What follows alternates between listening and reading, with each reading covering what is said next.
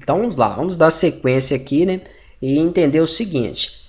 Toda vez que você fizer uma ação, você pode desfazer com Ctrl Alt Z ou utilizando o histórico, como eu tinha falado.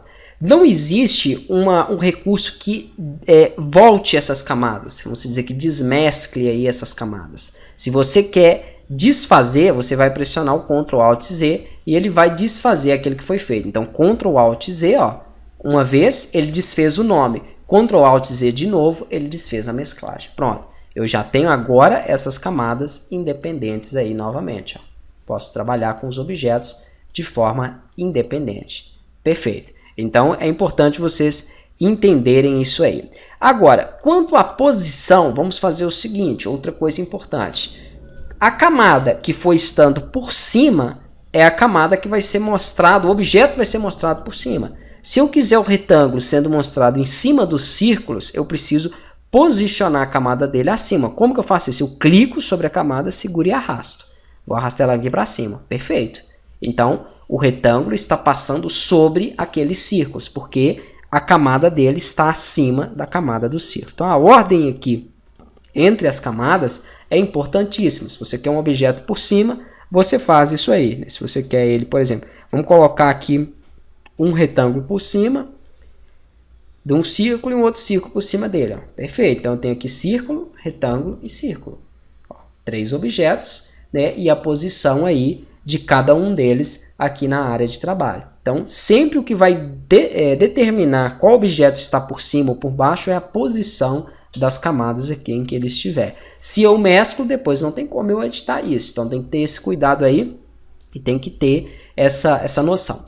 Outra coisa, vamos supor que em alguma imagem eu precisasse editar justamente o que esse meu círculo aqui, ó, esse círculo aqui da direita, ele está passando em cima. Então, por exemplo, eu preciso editar uma coisa que está embaixo dele. Então, em muitos casos, você vai precisar de utilizar aqui um recurso de ocultar a camada, que é clicando sobre esse olhinho aqui, ó. Você oculta a visibilidade dele, não tem nada a ver, ele não apagou o objeto, ele continua ali. Mas eu só não estou visualizando ele por enquanto. Então, toda vez que eu precisar de editar alguma coisa que eu não esteja, que tem outro objeto acima, né, nós vamos precisar de ocultar aqui. Ó. Então, isso vai ser muito comum. Para ocultar uma camada, basta clicar sobre o olho aqui, né, e aquela camada, então, vai ser oculta. É muito, muito simples, não tem muito segredo aí, não.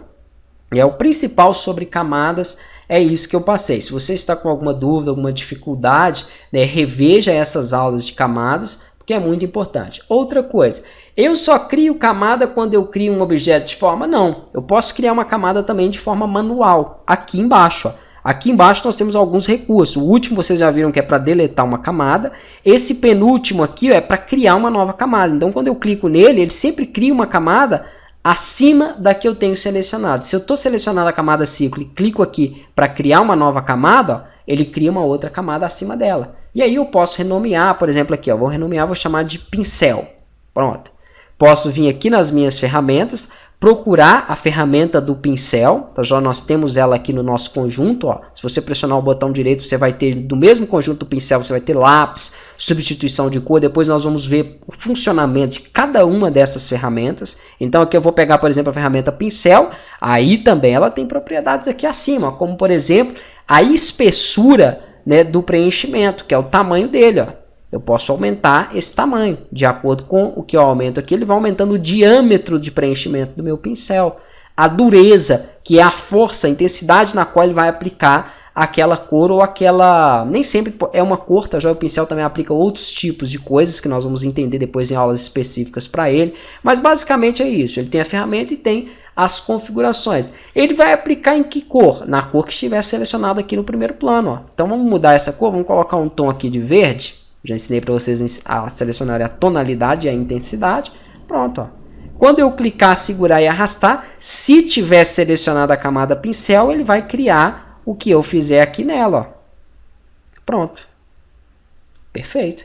Se eu oculto, ele oculta aquele desenho.